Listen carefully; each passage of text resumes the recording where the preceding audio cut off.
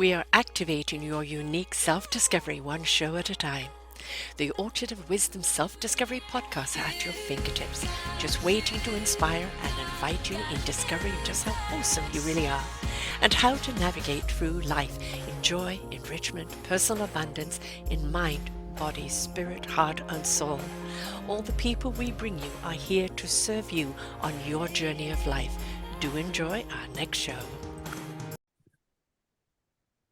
Good morning, good afternoon, and good evening, everybody. Welcome back to another edition of For the Love of Music right here on selfdiscoverymedia.com. I'm your host, Sarah Troy, and we have a treat for you today.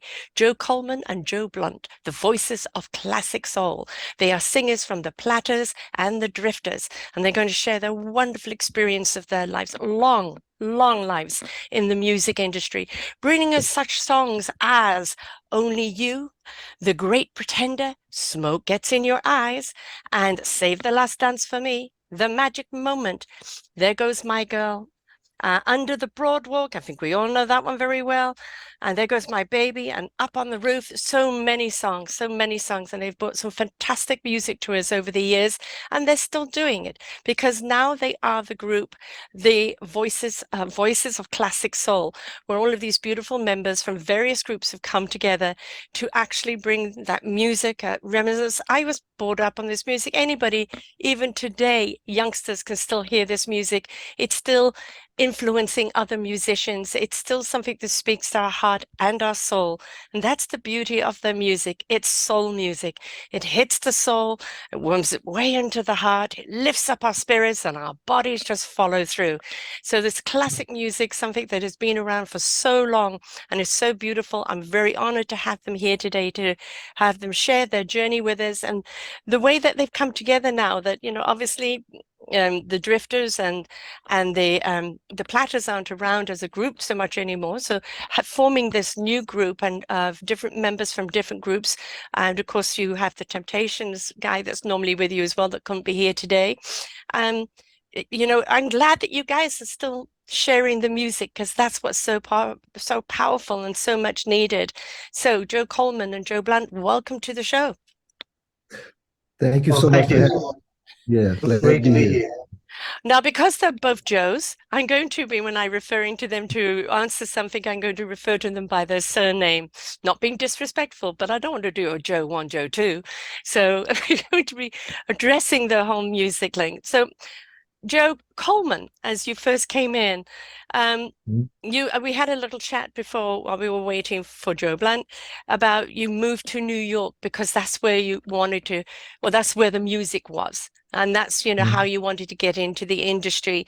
And, Yeah, people think that you guys had it easy back then, but that wasn't the case, right? It's trying to get radio DJs to play the music so it got out. There wasn't mainstreaming on, on computers or phones. It was right. you had to rely on the DJs, and if they wouldn't play your music, then nobody heard it unless they went to a venue.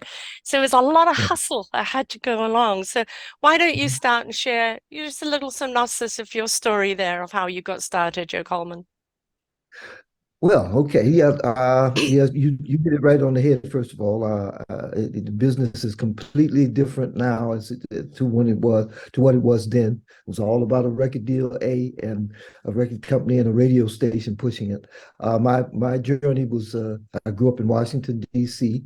And had the great fortune of knowing this guy Joe Blunt for one, and we had a couple of groups together and things that we doing local talent shows and just kind of finding our way and through the experiences of learning the craft first of all, and at some point I began to feel like, well, maybe maybe I can do this, and Joe and I, Joe had a group called True Reflection that I became a member of.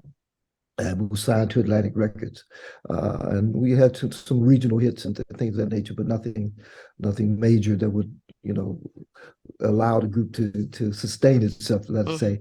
So I moved to New York, moved to the city, you know, seeking fame and fortune. I said, I'm gonna figure this thing out and get it going. So I moved to Manhattan, had an apartment about this big. Hmm.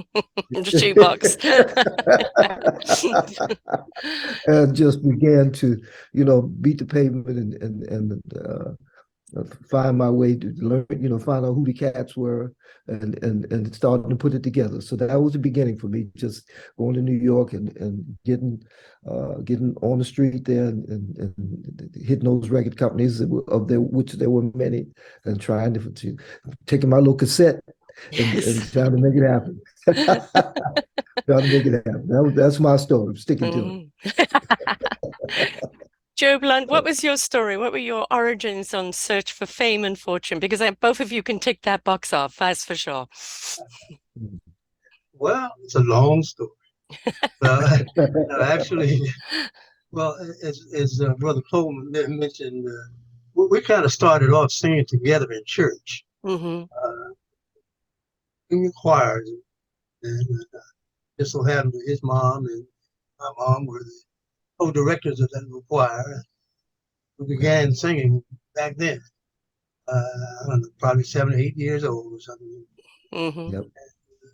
Time went on, of course, we kind of went different directions. I wound up out of high school, all the chancellors. We a recording contract with a local record label called Cap City Records, and had a little record out called Sad Avenue. And the record didn't do a whole lot, but it kind of launched a career in the recording side of the business.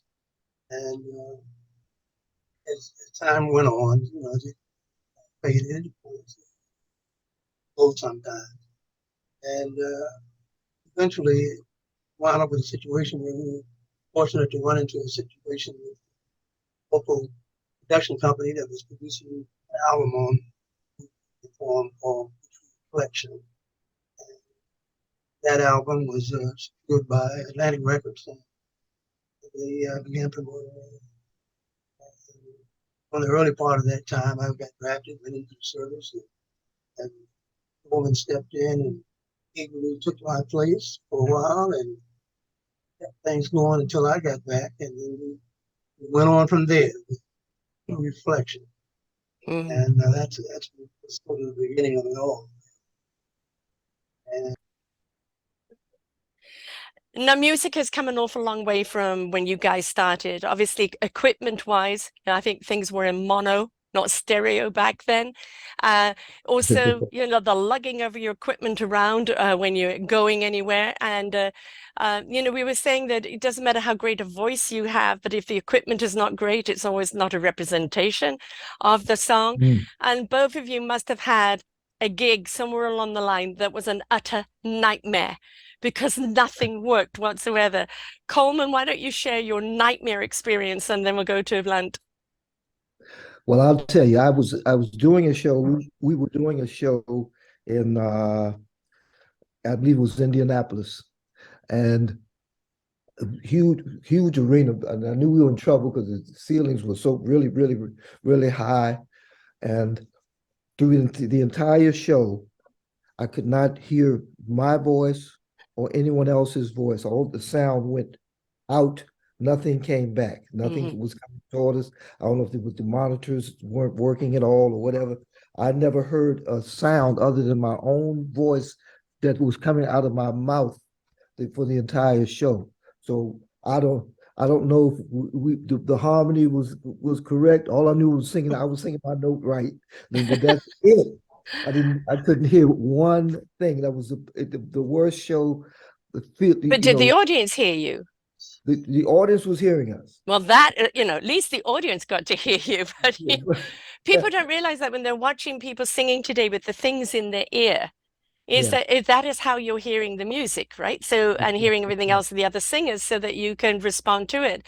If right. not, people go, well, how come you're not hearing the music if they're right beside you? right? But that is not always possible, is it? Not always possible, and particularly if the sound is not set up right. Whoever was doing the sound had only considered one half, and that was the sound going out. The sound that we needed coming back was not coming. It was just all going out. I couldn't hear it, anything but my own voice. It was a nightmare. Well, it shows the professional you are. The show went on. Joe Blunt, do you have a nightmare show that you did? Probably a few. Uh, Pick one. uh, well, there was one incident.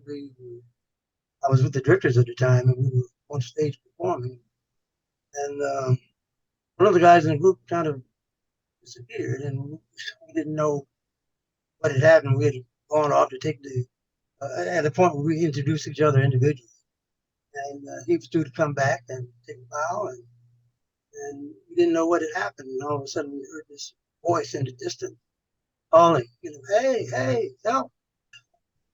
And it turns out he had gone to the backstage area there, and somewhere there was like an attic, not an attic, but a basement floor below where the stage level was.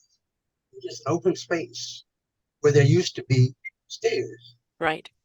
And somehow or the other, he stumbled back there in the dark, falling down into the lower bowels of the theater.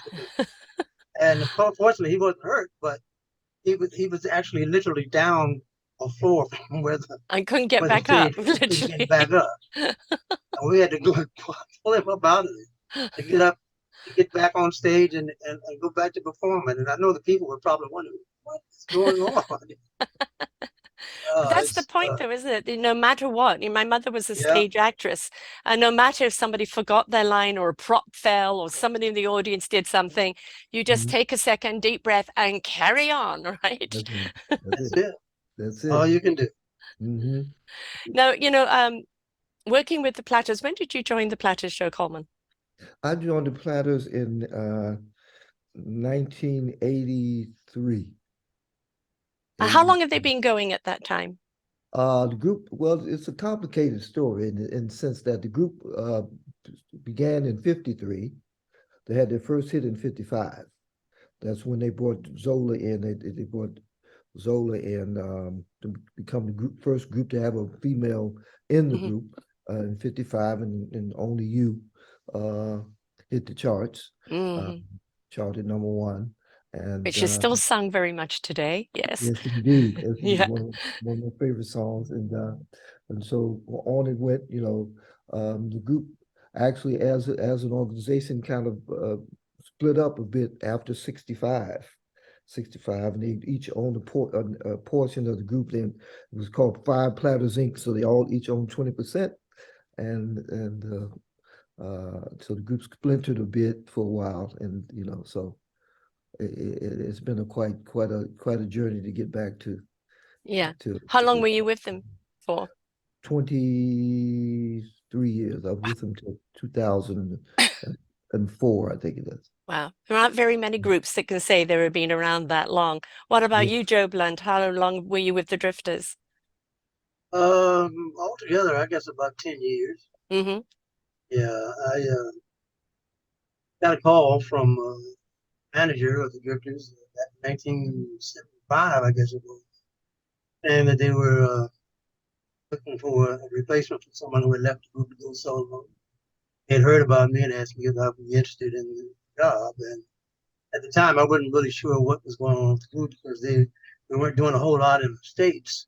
They were quite big in Europe, particularly in England.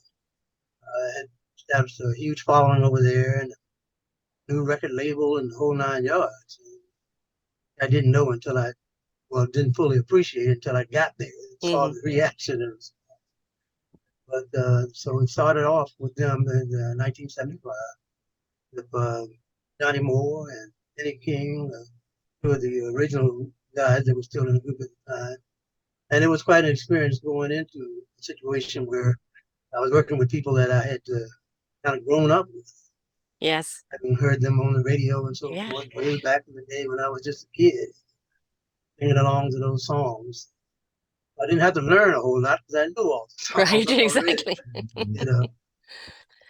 Yeah, it must be strange kind of also coming into something that's so established, and you've got to, because there's such a synergy, between a group that's definitely been successful and then one goes for some reason and then you're coming in and it's like you want to fit in, but you've almost got to earn your position there, don't you?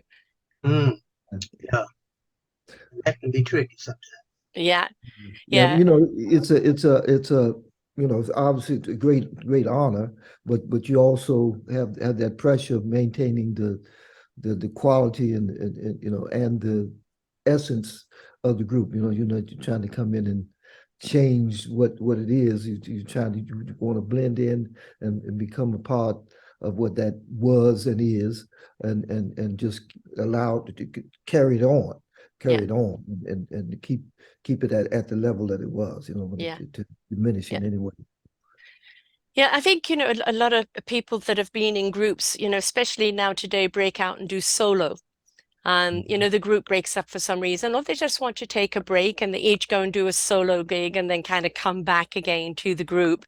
Was this ever your case, either of you, Joes? Did any one of you want to kind of go out solo, and then were able to go back, or did you just stay with the groups? Who wants to answer that one? Well, I've always enjoyed group singing, Hmm.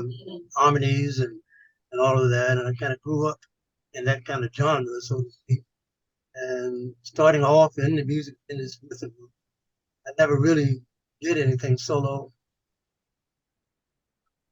Some private events and so forth, Right. perhaps. Nothing really on a commercial. So So you were quite since happy to stay with the group. yeah, Yeah, there is, I mean, there is, as you said, the harmonies, right? Kind of yeah, extends, elongates the voice, Yeah. right? When you have that those too. harmonies, and it's like everybody's hitting a particular note, and it just rounds everything out a lot more, and it sounds as one, right? When you Hmm. guys are in harmony, which is what it's meant to sound. Do you Yeah. agree, Joe Coleman? Well, I have to say I've kind of operated on a different track. Much as I enjoy group singing, also um, had in the '80s also had a solo career going on pretty much almost simultaneously. Feet in I both had, doors. yeah, I had records out in Italy and Belgium and Holland and uh, Canada on Bump Records at a record out called "Get It Off the Ground" on Bump Records in Canada and all and Malaco in America, uh, and so I had Get It Off the Ground and a couple other records that kind of made the circuit around as Joe Coleman. Yes, Right. indeed. Hmm. Very gratifying, right? Then you're the soloist out there. Hmm. I mean, both of you have had incredible hits like Save the Last Dance for Me, with the Drifters, and also, Only You, as we talked about, and then Smoke Gets in Your Eyes. Do you ever get tired, the years that you were singing or singing the same songs over and over again? Or did they still have a meaning to you, to it when you were singing it? Joe Blunt? Well, actually, I don't get tired of singing. I Hmm. guess I've been singing them all my life, Yeah, even before I got with the Drifters. I was singing a lot of the Drifter songs, and there's an old saying that good music never dies, right. and it may be redone, refurbished, different orchestrations, and so forth. But a Hmm. good song Mm. lasts forever. And the Yeah. audience makes it different too, don't they? The reaction from Oh the yeah, audience can give it a new life Yeah. completely. Do you agree, Joe Coleman? Most certainly. Uh, you said something earlier about the equipment and Hmm. recording process being having been so different back then, and to think that these songs, again, we talk about Only You was recorded in 55, Wow. 1955. Yes, a year after I was born. Yeah, but when you hear it, it holds up to the Yes, sound of now. It yes. doesn't sound like an old beat up No, record with you tinty and all that. I mean, it's a high quality record. So to translate that to singing those songs, they have life still. And so yes, though I have to again, I tend to play with some of the songs every now and then, and it goes over well sometimes, and sometimes it doesn't. Sing the song just like the record. People have memories attached to They songs, have memories right? attached. They do. And it's like, don't interfere with my memory. That's right. They go too far. Cannot go too far. I think Luther Vandross said it best. He was doing a show at Madison Square Garden, and he was playing with one of the songs, "Never Too Much," and big, huge hit, da da da. And he kind of did a little something with it, and they were like, ah! And he said, "I know, sing it like the record." I want to play with it. But then you get some youngster that picks up a song from the past and they Mhm. reinterpret it for today's audience. And Right. yet the essence of what the song means, the essence of the words, it's hitting a different harmony, hitting a different generation, but it's still the roots and the foundation of the song are still very much rooted, right? So whether if it's, obviously if it's well interpreted, it's still going to be something that will impact the next generation. Benny King kind of took on this young, I wish I could remember his name right now, young Latino singer Hmm. who contacted him about he wanted to do Stand By Me, and he wanted to do it in kind of reggaeton in a Latin style. And Ben said, "Sure, that'd be great." And he kind of coached him on the essence of the song, Hmm. essence, and then allowed him to go on and kind of add his reggaeton Latin flavor, and it was a big gigantic hit again with the Latin salsa kind Yes. of thing going on. Yeah, you might want to check it out. Is it again? I'm unfortunately I can't remember the young man's I'll just put in the title and name. see who else has sung these songs. And wasn't it Stand By Me in the movie Yes, about the Yeah. young kids? I can't remember that's that right. Mhm. movie. But That's that right. was Yeah, the yeah. metaphor of that we stand by each other, right? Or we Understand stand for exactly. each other, which is, Yeah. kind of a song again that never dies because it doesn't matter where we are in society. We need songs like that to say, let's stand together, stand by me, let's do this together. This isn't about division, it's about unity. And when you have Hmm. songs that are timeless like that, they can't ever die because they're always relevant. That's right. That's right. That's Right, Very and totally. true. relevant songs. Now, Yeah. the 70s was my era. Hmm. Temptations, Hmm. very much so. And I still very much listen to, the Platters and the Drifters because growing up in England, the music was very big in the 60s. And I was a youngster watching Top of the Pops and all of that Mm. music, etc., going on, and the record player playing and everything else. So I was always very much into the music. But the Temptations in the 70s was very much my disco era. And, Yeah. some of the music out of the 70s it's just phenomenal. We have got so much music with so much depth and so Mhm. much meaning that we see it today in its originality, still being very, very relevant to Yeah. any audience today. What do you think contributes to the success of the music that is decades old, yet still can touch the youngsters of today? Hmm. Wow. What do you think, Joe? I have a response. Well, I just don't I think I think a lot of it has to do with just some great songwriters coming along, Mm. writing some new material that may the material may be new, but uh, sometimes they're able to capture an old flavor Mhm. with new material, and the yeah, combination of that, this is hits, you know, yeah. that people sing along to and so forth. And I think a lot of what makes a song ultimately popular is the ability to have a piece of music out that people gravitate towards Mhm. and instinctively sing along to, Yeah, whether they can sing or not. You're right, And as soon as exactly. the song comes on, you hear a yeah, thousand different voices out of tune or Oh whatever, yeah. but they're yeah, singing along with Only the that hook, shower whatever loves that them. is. yeah. Yeah. I think Barry Gordy put together I'll start with the Motown because that, and you know, Temptations, Four Hmm. Tops, Yeah. all of that. Gladys Knight, the Pips, all of that love. Gladys Yeah. Knight, Yeah. all those people, they touched the fabric of life. The Hmm. songs were so much about um, the times, without going to the harsh side of it, but Yeah. just the essence of what the times were Right.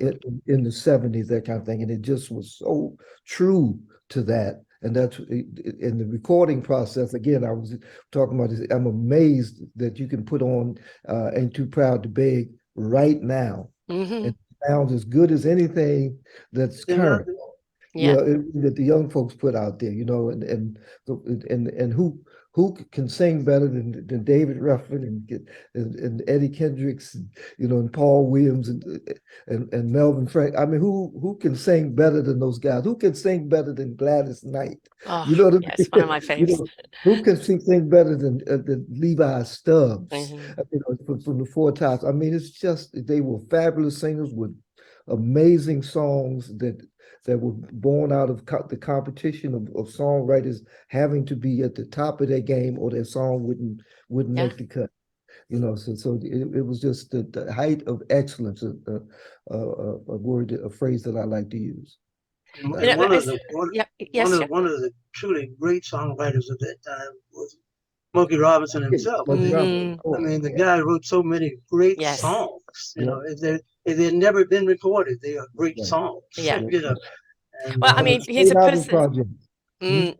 Mhm, We mhm. were talking earlier about, a lot of you started in the church, and you can Yes, tell because yeah, it is the soul heart music. It is so, it comes from the soul, it resonates with the heart, it lifts the spirit, and the mind just relaxes and lets go. And yeah. as I say, music that elongates you, that makes you want to stretch out and really feel the music in every pore of you. And I that Mhm. is, sing in the church. Yeah. no, the church is the music for me. And I wish there was a church like that around here that I could go to because I would be there, believe me. But Yeah, that's how music it affects me when every single cellular in my body, and I can feel my body stretch out. I can feel everything. The music makes me feel everything. Then I know yeah, I'm really engaged with good music. yeah, And there's yeah. some really excellent, music out there for a very long time. But the past music has set the path for the future musicians. And like you've Mhm. got people like John Legend, also a church singer, and look at Yeah. his songwriting, look at his songs. Ed Mhm. Sheeran, I don't think Ed was a church singer, but I mean, he's another one that's so tapped into soul, so tapped Yeah. into heart. And I think if there's a lot of people that can just sing, but you want the singers, That's those that can wait a minute, wait a sing. minute, wait a minute now, wait a minute. Come on Oh, now. huh? All right. What you talking about? Sarah's a ring up in here. Something's going on. She's going to them It's the places now. singers that make you She's a elongate. singer. That's right. She didn't sing, she sang. She That's right. sang She it. sang. All Definitely. right now. That's soul music, That's right? soul music. That Because is, there's a lot of great singers and it's a nice bibbly tune, but yeah. it bubbles you up. But does it Hmm. make you truly feel?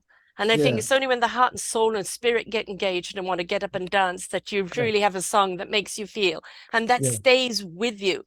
Yeah. And I've done a great deal of shows on anxiety and depression, and I've Hmm. said every single time, for me, when I get down that path, music.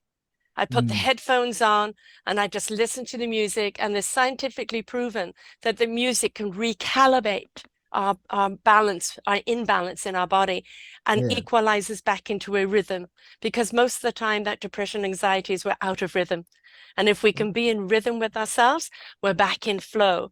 Well, that means just listening to some good music that can take you on that journey, right? All And when right. you're on that journey, you are back in sync. Yes, indeed. My, Preach, my, Sarah. my. Preach, Sarah. Come on now. We coming to your church. We I listen to wish I'll you. build one. Come. We joining your Absolutely. church over here because you preaching over there. Yes, That's real. sir. What you just said is real. That is real. That's right. yeah. Another group that I love very much is the pentatonics, the harmonic group, Hmm. the a cappella group. And Hmm. again, they're people that take songs from everywhere, and it is all about the harmony. And when Yeah. you guys are all in harmony with each other, you are a few instruments that have come together as in because your voice is your instrument. And just the whole harmonization of the voices makes that instrument expand out so much Hmm. more. It Hmm. doesn't matter if there's a great drummer, guitarist, or anything else. Without the Yeah. harmonies of the voice, there's nothing to follow. Yeah, that's right. That's right. And there's an interesting thing about harmony in itself, right? So you got these notes, and they're finite, and they are exactly what they are, right? But there's an approach to singing those notes Hmm. that you got the group that knows how to approach and sing toward each other, and not just, you know, I once sang with a guy that all he talked about was the fact that he was singing his note and singing his note right, and I'm singing my note and singing my note. So um, the harmony was never as crisp and as tight Mm. as it ought to be, because he's so locked into singing his note just right there, right Hmm. straight ahead. But that's not where you sing those notes. The notes are Right. sung such that they come toward Lost. each Yeah. other, and they end up doing this, and from there, Yeah. that A sound opens wave. up. Hmm. Yeah, and it's like that, So a producer once brought me, made me clearer about that, because we were doing a choir, we were doing a show called a musical called Mama I Want to Sing, and it was a touring company, and they brought this conductor in from Detroit, and there were mm, 12 of us, 12 of us. Some of us, like me, I'm a tenor, but at the time I was a soft tenor. I wasn't a belting guy. I Hmm. guess I'm still not. I wasn't a belting guy. And then here next to me would have a tenor that was more of a belter, and then he'd have a soprano that was very high but soft, and Hmm. then he'd have a belting soprano, and blah blah blah. And he said, and he even had a person that didn't sing really that well. It was very interesting. And he said, I don't want everybody in this group to sound so perfect that it's always that. I Yeah. want that blend of all the sounds that makes it all come together and be stronger than just if we had, these notes, and then they're all Right. in order. It was Hmm. very fascinating to me to to to have that experience. Hmm. And wherever we went, we would bring in choirs to open the show. A lot of times, I know I'm talking too long, but choirs to open the show. And oftentimes they were like 40, 50, 30, 40, 50 member choirs, Hmm. big choirs. And they would come on and da, da, da, and sing. And then the 12 of us would come out. The show would start, and it opened with the choir. And the 12 of us blew that place away every night, and sounded so much bigger than those 30-piece and 40-piece Hmm. piece choirs. Yeah. Yeah. Literally 12 And of that's us. because, I always say it's the same in any relationship. You never look to someone to complete you, but complement you. And when you've Hmm. got harmonies of people that complement each other, you can't break those fingers apart. You can't break them apart, right? Right. It's when the voices meld together and you become one, right? Hmm. And it's like Right. the breath and everything is the one. Joe Hmm. Blunt, I mean, for you, how does it feel when you're harmonizing? And there's one observation I want to make. When you guys are singing, the body is moving. You can sing it that's a standstill and sings like you're not in it. But when you Yeah. guys are in there, Yeah. every part of your body is moving Hmm. along with it. So Joe Blunt, Hmm. what does that harmony mean to you? Well, harmony to me, musical perspective and from a personal perspective, is really what sound of music is all about, because Hmm.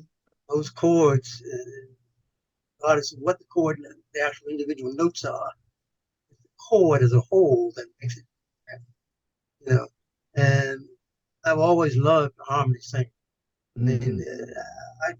I I like to sing lead every now and then too, but I love the sound of harmony, Right, especially if it's at least three parts, Mm-hmm. right, preferably four parts, or maybe even five. I right. used to love used to have that kind of sound that they could combine all those different notes together, but with one sound. Mm-hmm. It's harmonious, Mm-hmm. and pleasing to the ear, and that's what harmony is all about. That's Yeah, why Yeah. they call it harmony.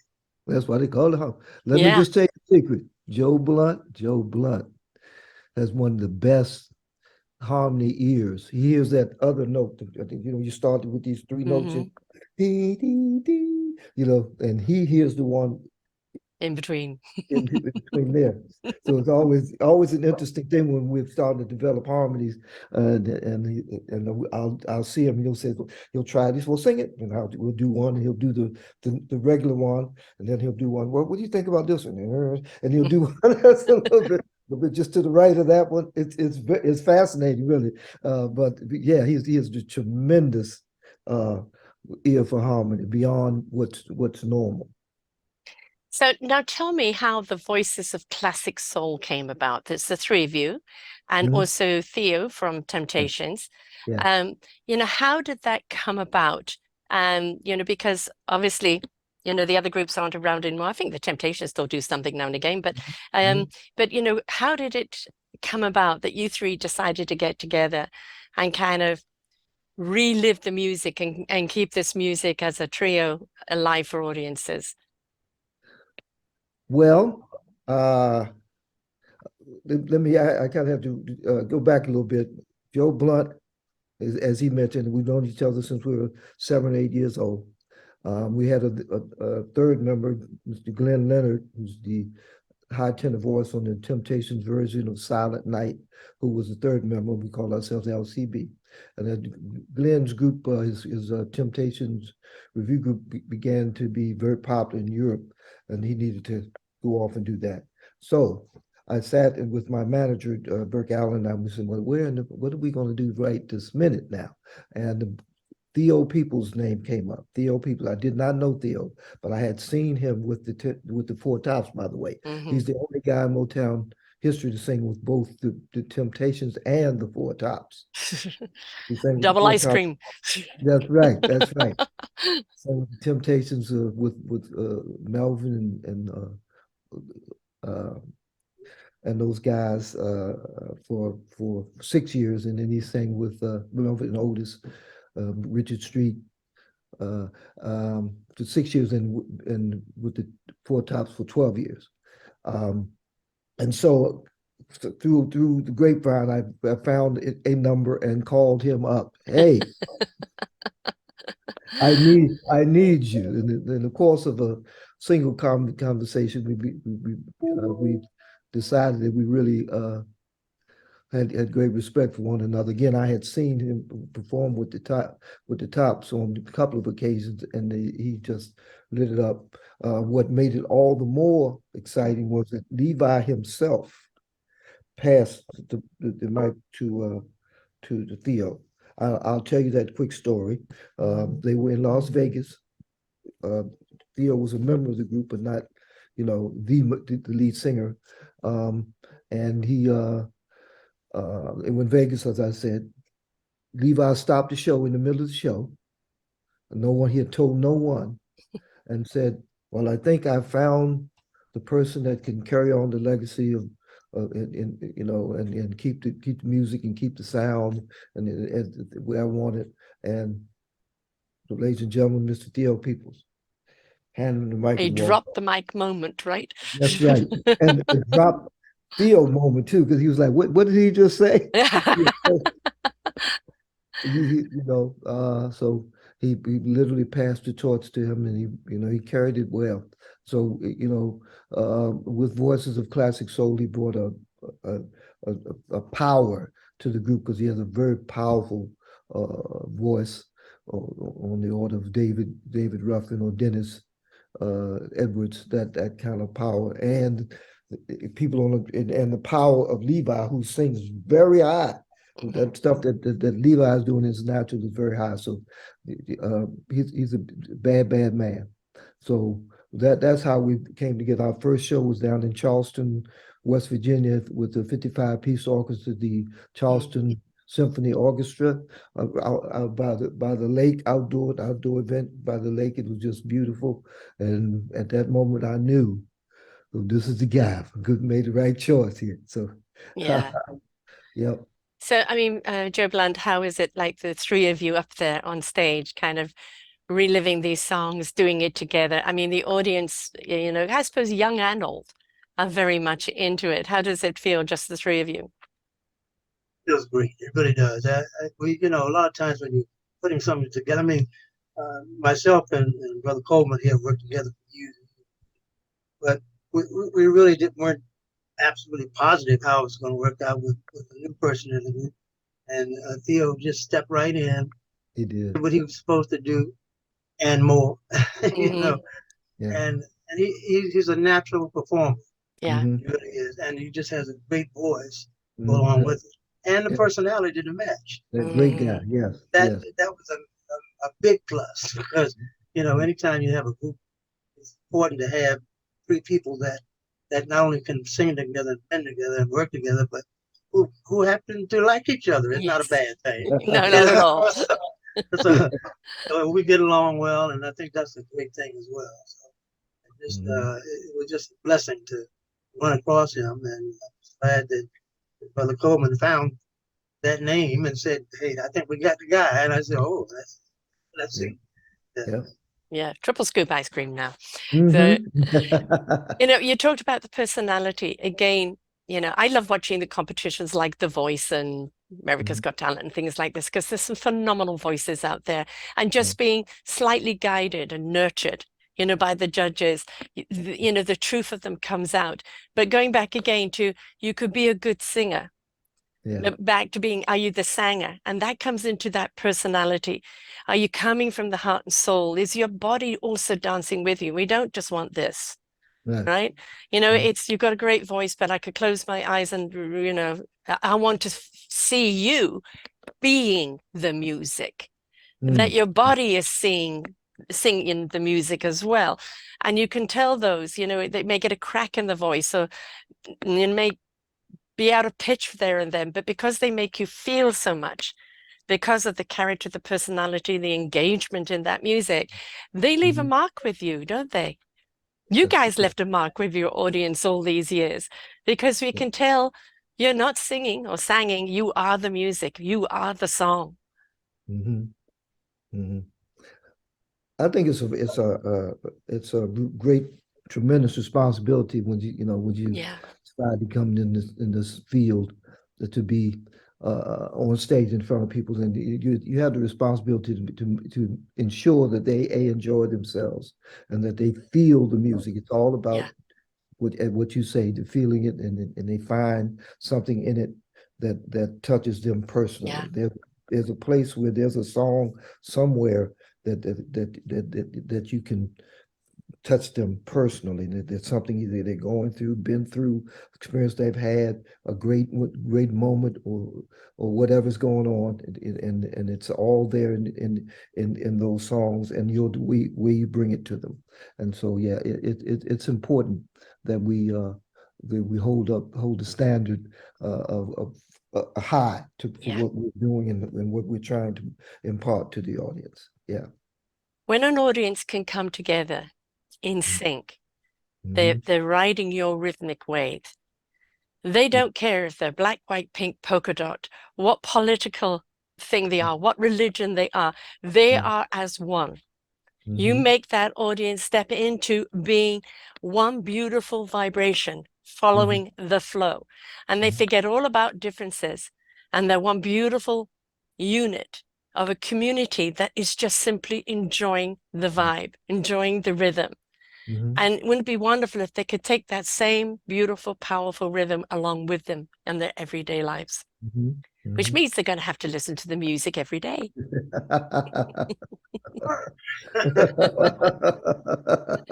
Yeah. That's right. That's right, Sarah.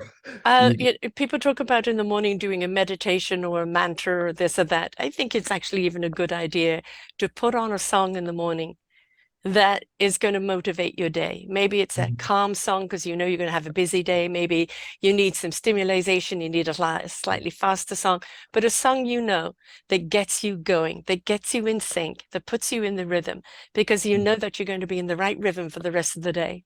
Yeah, yeah. Isn't it fascinating that you can find a song to match any kind of Yes. emotion that you have or you're feeling or you want to have, and Uh, those Sometimes ones that you don't want to right. right? I mean, have. there's a song for Memories. everything. Pump yourself But up before a big meeting or a big Yeah. moment, or yeah. calm yourself or Mm-hmm. Hmm. soothe yourself when you're not feeling so great or whatever. And it's all there in the music. It is. And again, and you can select. It's up to you. Hmm.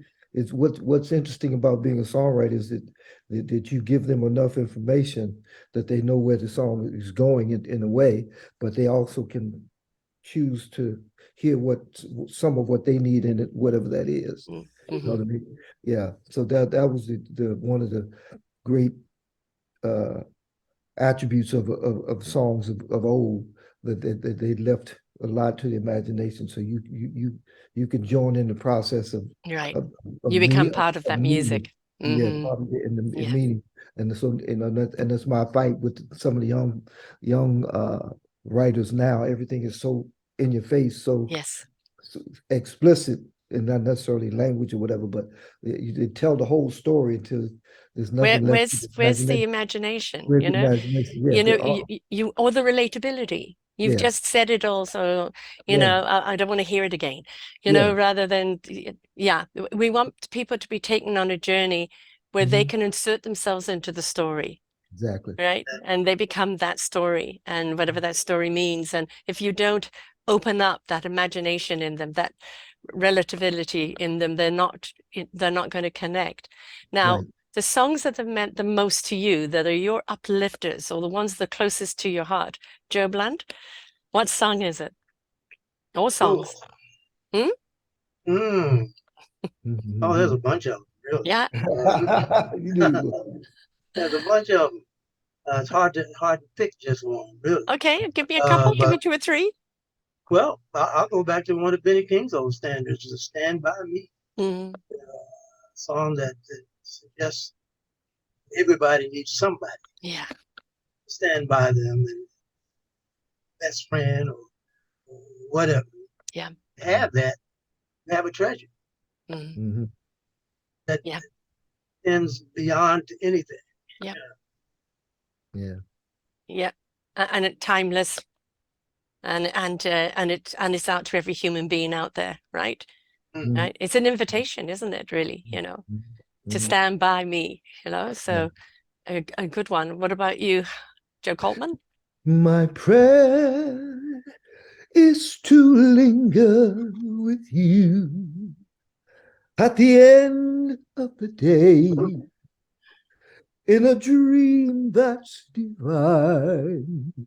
That, you know what I mean? Did you hear that lyric? Did you hear Yeah. Oh, Mm, that? mm-hmm, mm-hmm. My prayer is it's just a emotion emotionally intense song with the words lead. I mean, you feel the meaning of the Mm. words and the power of that vocal of that song in my prayer is just ah, it's just Well, one of it's those the songs. sharing of love.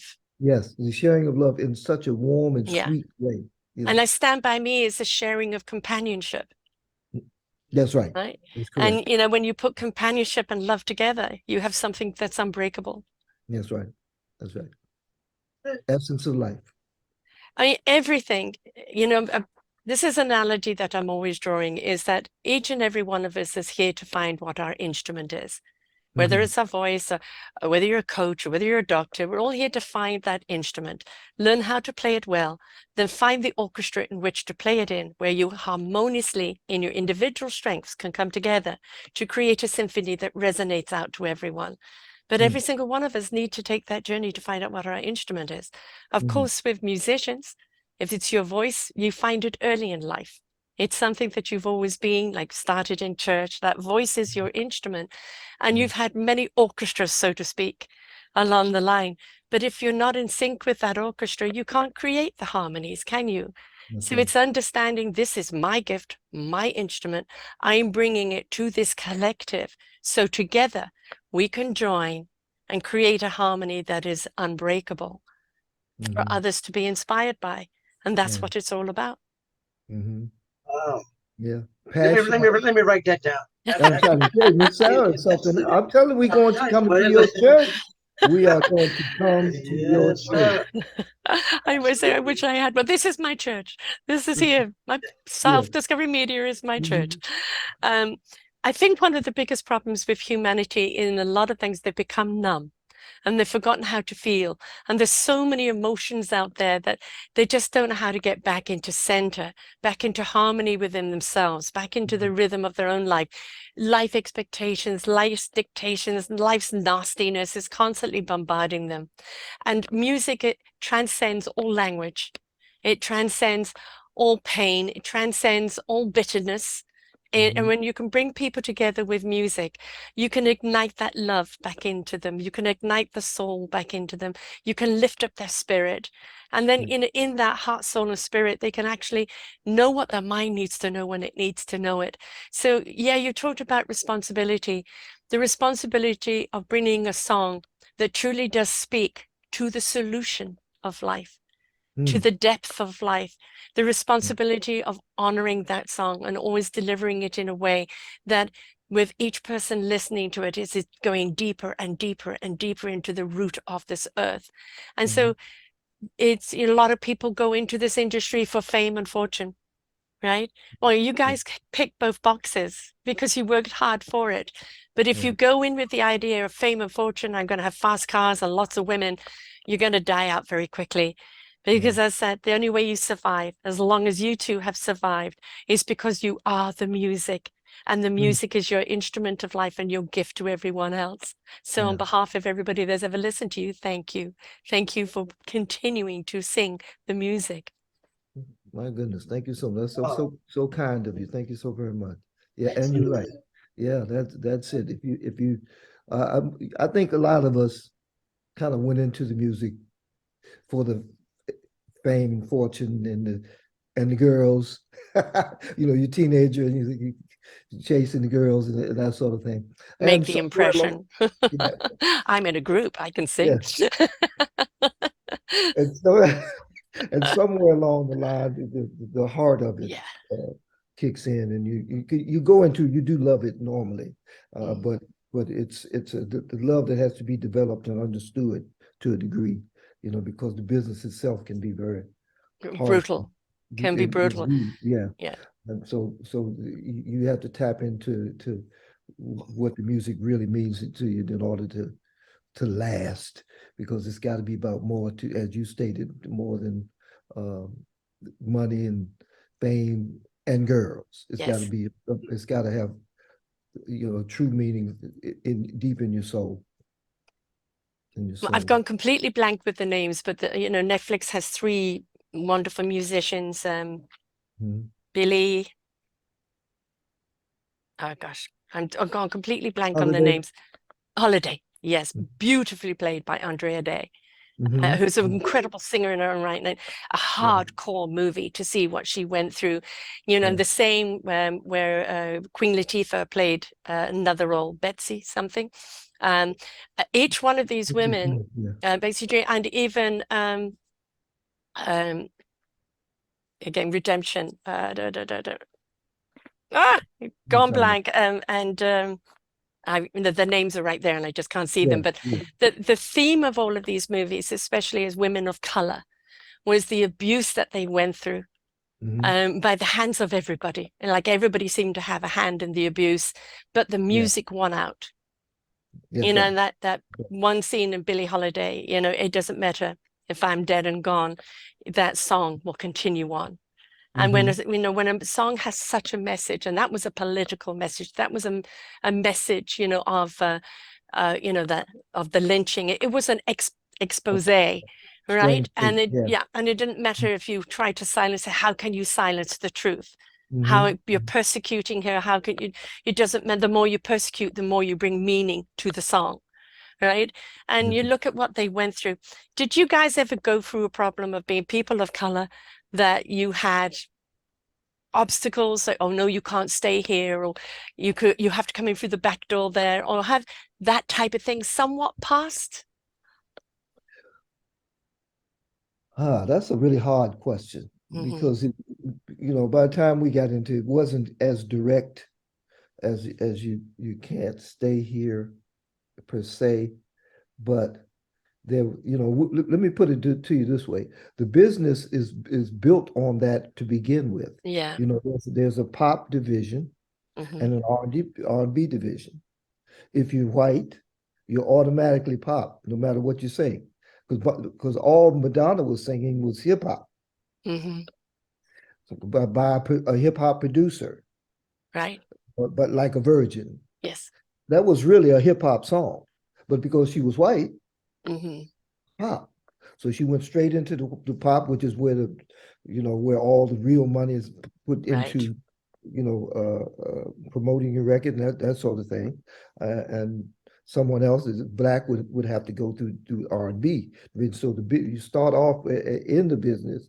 If you ever get to the record level, level to have a record, you're already placed at a disadvantage because they've created this R&B department division for all black music. You know, there was what was the name of the rock? There was a amazing rock band called Living Color. Hmm. I'm sorry, a black rock band called Living Color, and Vernon Reid was considered one of the great guitarists in the world, Hmm. right? But so they made the mistake of putting the picture of the band on the cover. It goes to CBS uh, Rock Division. The guy picks up the A&R guy picks up the album and says, "Oh, that must be a mistake. Send this down to the R&B division." He never looked at it. He saw there was a black group, Right. so they couldn't be rock. Uh, Right. You guys aren't capable of rock. it must be some mistake. So he sent it to the R&B division. Now they didn't have great success until uh, the Rolling Mick Jagger heard them, Hmm. and they went out and toured with the Rolling Stone. That's how good they Right. were. The Rolling Stone took them out on tour with them. Good for them. Yeah, and so that's for the period of time, which was not as long as it should have been, Right. that they were successful. It was based on, uh, you know, a big white rock band taking them out and saying, Mm. these guys are cool, So so starting there, it's Oh, already yeah. part of the business when we get into it. I mean, obviously it's still very much alive, like, quite honestly, the dirty word racism has very much come up in the last few years under a certain leader, if you can call him that, and, Hmm. seems to have been ignited and flamed again. But I think there's far too many people um, out there that don't see race as individual. For me personally, I really don't care what color a person comes in. That's the vehicle that you were given. Is Hmm. where's your heart, soul, and spirit? That's, Right, the character of who you are, your heart, soul, and spirits. That's what I see. And I right. think if we could just be colorblind and treat each other from the essence of who we are, and hear us, whether it's in song or whether it's in words, Hmm. communicate. But and that's again where the music is a great educator, right? Yeah, Of, the stand by me. Doesn't matter right. what color you are, stand Yeah, by me, right? yeah. And only you. You're addressing it to love, but you Mm, could also be addressing it to yourself. Sing it in the mirror. You right. know, Yeah, There's so many things that we can take music as to not only the healing, but as the education mhm, of where we should be and where we're not completely as yet. But I think that we're more across the field than we're not, because I yeah. feel the protest right now isn't a majority, is a very loud minority. And Hmm. I think more people have gone over to what I call the other side, which is coming from heart space, and not ego, and not color related. So Hmm. in your life of longevity, both of you, and I'll go to you, Joe Blunt, first.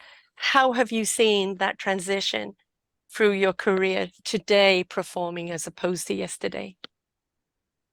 Um, well, in some ways, some things never change. Hmm. In other ways, they do change. Subtle manner. Uh, but I think that the bottom line now is that people today seem to be more open Hmm. to new music, to music that they may not have been involved with or listened to before, because there's so many different styles of music out there now, Yeah, and it's bombarded with so much music, different styles, and different genres, and so forth. And you're bound to find some that you like that you never would have thought about before. yeah. Because it's a melting pot of different sounds, and it's a lot of good music out here that at one time I might not have ever listened to. Hmm. But there's a lot of good music coming from all different kinds of sources and people and colors, Yeah. and it's fascinating. I Yeah. mean, I mean, you've paved the way for the John Legends of the world. And, Yes, and for other artists of color, you've helped them, the Lionel Richies and, all of these people. Yeah, they still have had barriers along the way because of their color, but you guys paved the way and made that road a lot easier for them. the music is evolving. It Yeah. is evolving. Some of it Becoming colorless in a lot of ways, isn't it? colorless. Yeah, Yes. yeah. my biggest issue is becoming R&B less. Yeah, I agree. I love me some R&B. The Absolutely. R&B, and it's like, okay, now that if you go watch The Voice, nobody's actually doing anything that even hardly sounds like R&B unless they do an older song. Yeah, all of the newer songs have Yes. this, I don't know, what is it, international flavor, whatever it is. National flavor. Mm. Yeah, that they're going for, and um, that's the hardest part for me. I enjoy some of that music, and let me be clear, Oh, but I'm I'm yeah. but I'm the R&B guy, so I'm with you there. yeah, don't There's teach. actually a young lady on The Voice right now. Um, and I mean, she's got to be a church goer because when she sangs, you could feel the toes curl, That's like right. Yeah. every single particle of her body is Mm-hmm. singing. And she's Yeah. got this sensational voice along with it because you've got some people that are belters, but you Yeah. kind of feel the belt and, Mm-hmm. and not the heart and soul of it. But she's got it all together. And when she sings, every Mm-hmm. single part of her sings, and you're just like Yeah. this afterwards Yeah. because she Yeah. takes you there completely. And Uh, I hope she goes right to the end. Yeah. John Legend's actually got a really excellent team this year, and I think it could easily be one of those that could win. Um, but it's the influence of the past that influences the future. Um, the modern people that are singing out there right now, as you say, there isn't much R&B, but who are the people right now that you like to listen to that are the younger current ones? For me, Bruno, I love Right. Bruno Mars. Yeah. Yes. Bruno Mars. I mean, he's Uh, certainly got the rhythm down, hasn't he? yeah, and Yeah. he's got oh yeah. that really high, Yeah. uh, natural voice, and he's quite an entertainer. I went to see him recently, see his show, and he's quite an entertainer, Hmm. actually. The whole Um, package. yeah, Hmm. he's singing, and John, I love John Legend, and I went to see Usher Yes. in Vegas just recently, and he put on a great show. And he's the complete package. Yeah. He can do the whole thing, that kind of thing like that. So that's kind of who sticks out for me right now. There's someone else, but I'll slide them back in here when they come up.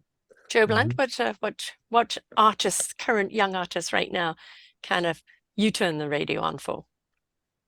Well, Joe Coleman just stole all of the ones that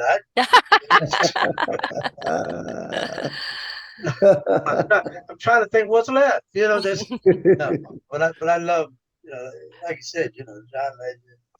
Yeah.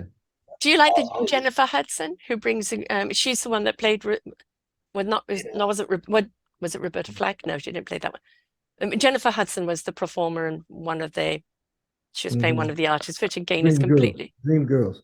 Dream Dream, Girl. yeah, she was in Dream- Dreamgirls, but she just did a Yeah. movie playing a Aretha Franklin. Oh, There we Aretha go. Franklin. Yes. Oh, Oh yeah. yeah. Yeah, Yeah. which Yeah. again was a hard story to watch, but Mhm. um you know, And she has her own TV show now as well. yes, she does. She had her own talk show, but I mean, she's definitely a church girl connected to Yeah. soul. You can hear Oh that in yeah. anything she sings, right? Yeah, that's Oh right. yeah. She's definitely got that in there, That's of that true. younger generation. And I think it's desperate that we do keep that R&B, soul blues alive because Mhm. it is the music that you feel to.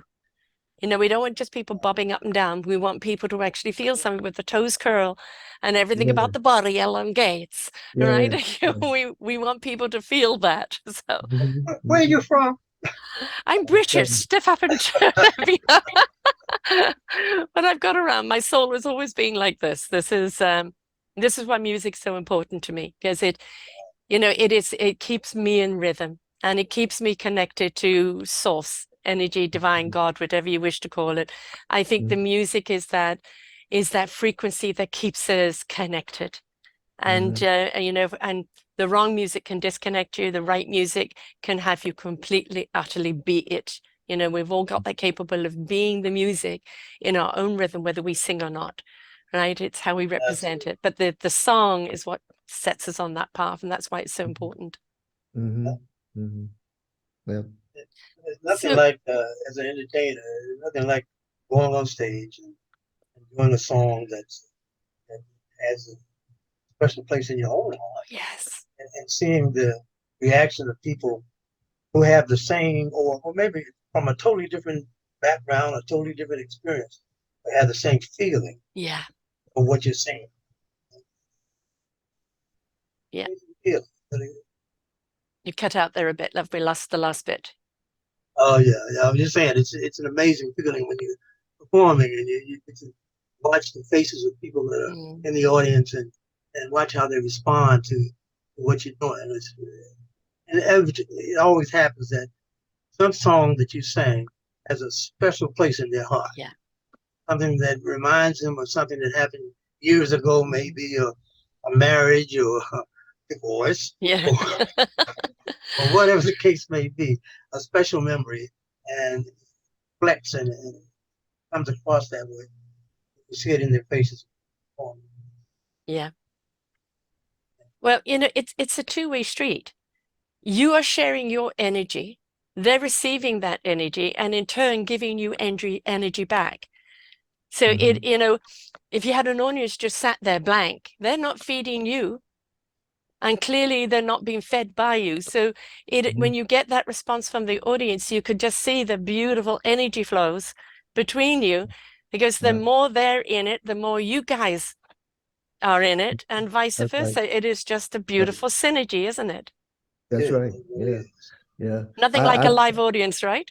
nothing like a live audience, and I don't. Sometimes I don't know if they really understand how much of a part they play in this Yes. whole process. And when you're getting receiving that energy from the audience, the show is going to just going to blossom. It's going to be just that much more of a great show because you're feeding off of Yeah. them, Yeah. just driving you to a higher place. Hmm.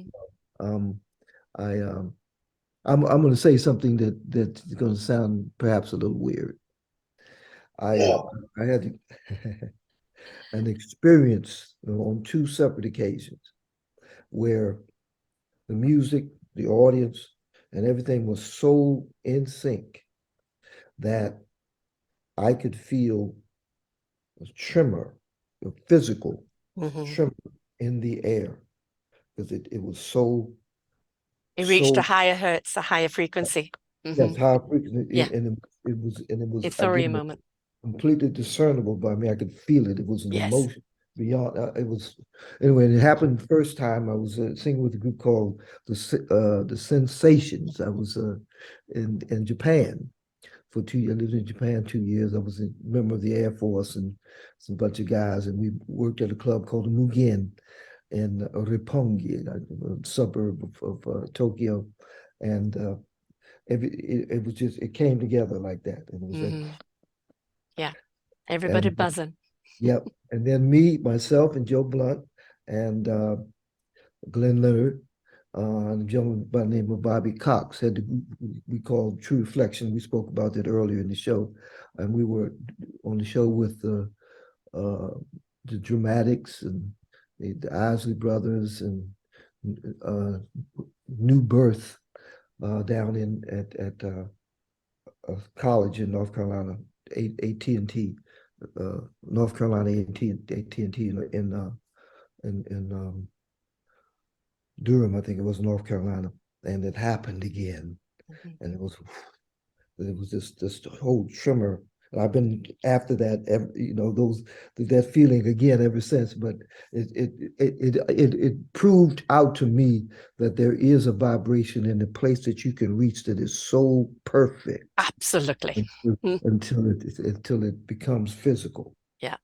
I mean, that literally, if somebody measured the actual energy, the hertz would have been 700, 800 right, up in that exactly. thing.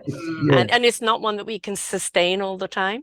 Right. We can sustain in the 600s, but there's 700, 800s a little hard to sustain that. But that's the etheric moment, right? That Right. truly out of body type moments in Exactly life. right. Yeah. Yep. Yep. Did you feel that too when the time you was talking about? Joe Blunt? Well, I have felt it from time to time. I distinctly remember once performing in a place called the Palladium, London, an old concert hall that was been around for ages, and all of the great performers of all time have performed there one time or another. Frank Sinatra, Hope, and everybody. Remember the Drifter played there once, and it was one of the early times of my joining the group. I was just awed by the atmosphere, the feeling of being on that stage at that moment, singing a song like "Feelings." And, it was just, and I'll never forget. It was just a moment that time in that space. Yeah. Impact. Those are the moments you live for. So, I mean, kind of for you guys, you're going to keep on performing until you can't perform anymore or until you kind of drop dead on stage, right? So there's no stopping you. Well, if you're going to put it like that. Yeah. Well, you can't help it. You could be singing on your way to your own funeral. Right. Yeah. Definitely. That's So, how do people find the voices of classic soul? Where do they go to find them and to book them? Because you can be booked anywhere. I mean, how do people get to see you? Okay, well, yeah, we have our website is voicesofclassicsoul.com. We're on Instagram at the official VOCS, Voice of Classic Soul, the official add the same at official VOCS on Twitter. And yeah, I mean, go to our website and you can reach us, reach our management, Burke Allen Management, do that process. And we'd love to come to your city and hang out with you. So yeah, reach out to us and we're there. We're going to start Exactly. coming Get to into the them. groove. Yes, get into the groove. It's voicesofclassicsoul.com. And this is actually, I think, even a great reminder. Take your young ones. Let them actually understand the root of music, the core of music, the soul and heart of music, so that it has a great influence on anything else that they do or listen to in life.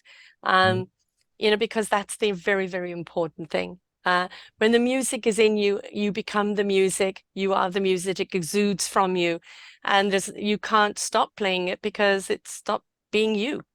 So I hope that you guys keep on going into your hundreds and keep on singing to us, keep on giving us that great vibe because we need it so desperately. And thank you for all the music that you've put out in the past for us that has been so inspiring, that has been so illuminating, that has been so heartfelt and received. So thank you for continuing on with the music. Oh, it's a pleasure. I think we will continue for as long as we can. I do not have a retirement date set aside. So yeah. What's that retirement? What's that?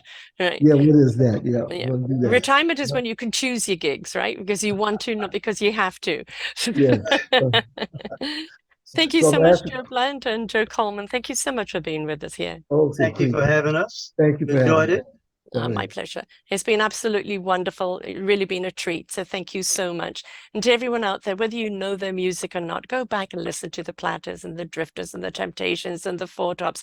Listen to the music they're putting out now, because it's going to warm your heart. It's going to get you grooving. It's going to fill your soul. Your spirit's going to be uplifted, and you're going to be left feeling so much better than what you felt before. So until next time, folks, bye for now. We hope that you enjoyed the show. Find all of our shows on selfdiscoverymedia.com under podcasts or self-discovery-media/shows. And for all our current shows, go to What's New. We are supported by you, the audience.